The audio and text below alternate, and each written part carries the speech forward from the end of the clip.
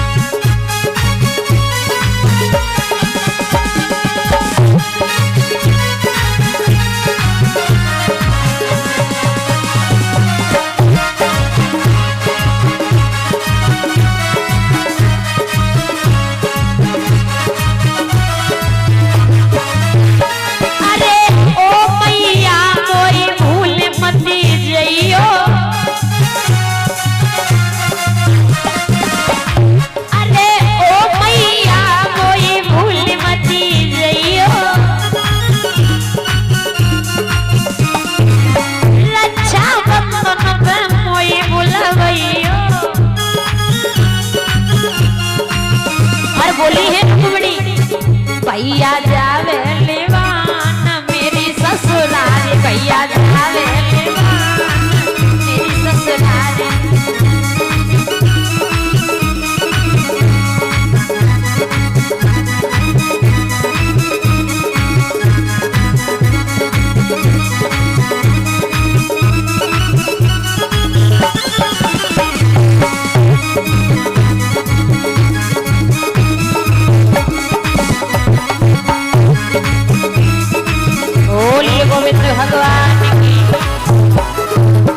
रुक्मिणी अपनी मैया के गले मिलकर के रोने लगी। तो रुक्मिणी की मैया कहने लगी कि हे बेटी, अभी